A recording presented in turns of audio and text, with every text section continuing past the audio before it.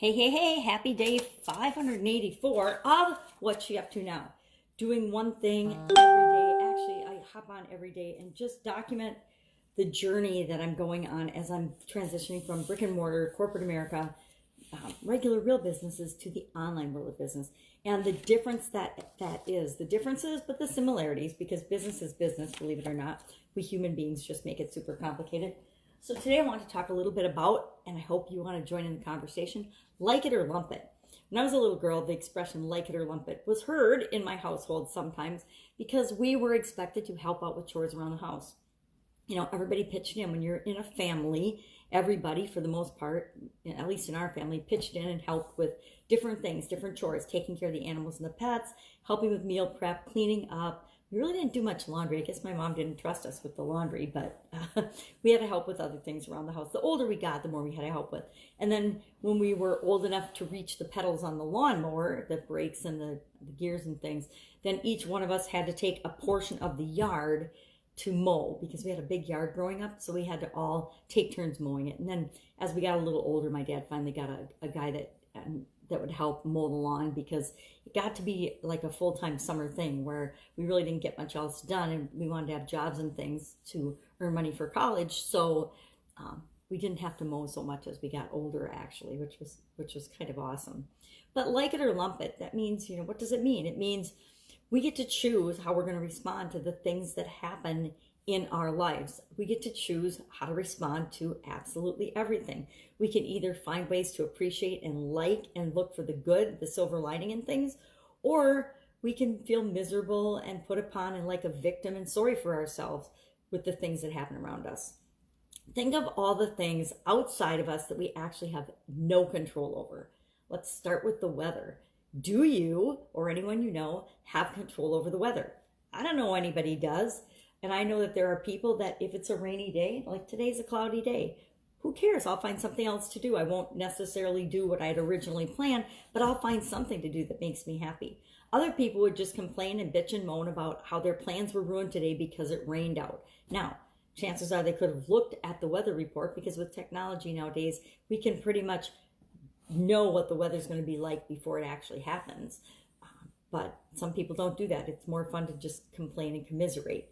You know, do you have people in your life like that? Or do you know people? I'm sure pretty much all of us know somebody that's just kind of like a stormy rain cloud all the time. They're, no matter what happens, they look at the dark side of it, the bad side of it. And then there's other people that can have terrible things happen to them, and they're always looking at the bright side. They're always looking at the positive. They're always looking at what's in it for them, what's the lesson for them in every crazy situation that comes up. And each of us has the ability to do that. How we react to things is 100% within our control. A lot of us don't act like it is. We pretend that it's not, and we blame other things, and we make excuses for being upset about things or frustrated or challenged. But guess what? All of us are experiencing a plethora of things at any given moment, and it's up to us to personally decide how we're going to respond. Now, I know that we respond differently different times to the similar stimulus. I mean, sometimes things will happen and they won't bother me at all, and other times they'll happen and they'll totally tip me over and ruin a situation, or I'll have a bad reaction to something that it normally wouldn't upset me at all. If I'm hungry, if I'm tired, if I'm in pain, those things all affect me and will change how I respond to different situations, different stimuli, different things.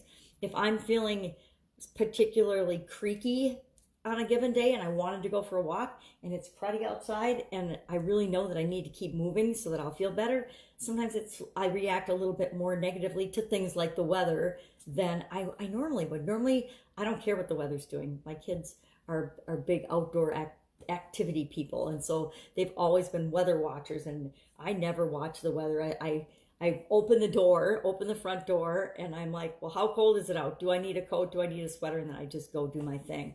But for the most part, you know, the weather is what it is, and I'm not going to let it determine whether I like it or whether I have to be salty or sullen or grim about things that I have no control over. I mean, think about things like death. So many people are afraid of dying because they don't have any control over it. But guess what? None of us do. None of us have any control over dying, when we're going to die, what's going to happen. We only have some control by the choices we make. But the truth is, any one of us at any time could, I always say, be hit by a bus or struck by lightning. As unlikely as that sounds, we never know. There's no guarantee, especially when it comes to time. So, we can like it or lump it. We can feel bad and be scared and commiserate and worry and doubt and be fearful about dying, but it's just going to come. It's inevitable. It's not only going to happen to us, it's going to happen to everyone we love and care about, everyone on the planet, every animal or pet that we have. It's inevitable. So, kind of like taxes. You can feel bad about it, or you can just say, it's my thing. I'm going to have to do it. So why feel bad about it? I'm going to have to, take care of myself. I'm going to have to eat every day. I'm going to have to drink water every day. I'm going to have to do something every day. Or, and we just have to survive. We have to take care of ourselves. We have to do the things we have to do, and we can feel bad about it, or we can just say, hey, I'm going to create a system or a habit or a ritual so that I can do this automatically, and I don't even have to think about it. Then I don't have to ever feel bad about it. So, like it or lump it, working on the One Funnel Away Challenge. Today is day 14, but really it's week 1, day 7. And I believe it's going to be a review day. I haven't done it yet, but I think if I recall, the weekends are generally review days until like week 3. I've been through it a couple times, but it's been a while. So I'm going through it again. And I had my offer and everything all set up last week. And this weekend I've been thinking about it, and I think I might change my mind and do something different. That's pretty typical of me. I change my mind a lot. Like it or lump it, my mind is crazy, chaotic, and it changes often. So working on that. Also ramping up for another challenge and another Women's Summit. Want to beef up and do the Women's Summit. I love doing it. It's so much fun. I want to go ahead and do another iteration of that.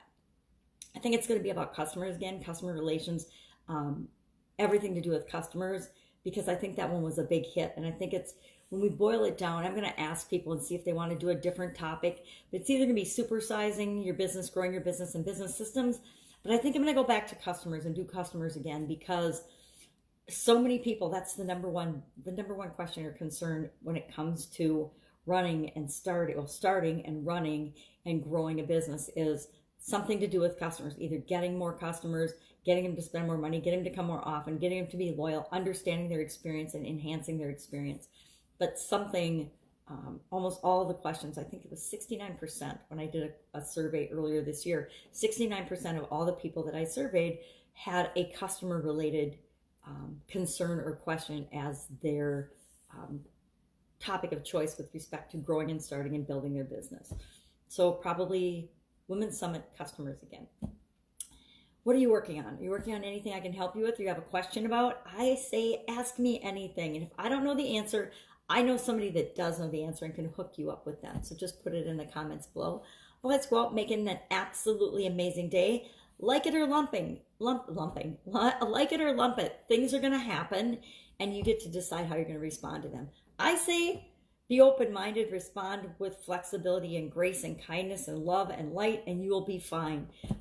It's the things that we get upset about, we're getting upset about them for a reason. And if we just ask ourselves, okay, I see what's going on here. If we step back, sometimes we just need to step back and look at the situation and say, am I getting more emotional or more upset or more tipped over by this event than I should be? If I'm getting mad in traffic, if I'm getting mad at the weather, if I'm getting mad at something outside of me, there's something else going on. There's something going on inside me or in my life that I need to pay attention to. And so if I remember that, then I don't spend so much time being upset these days. Much better, much freer, much more fun feeling. Well, make it an awesome day. I will, of course, be with you tomorrow. Bye. Like it or lump it, I'm going to be here. Bye.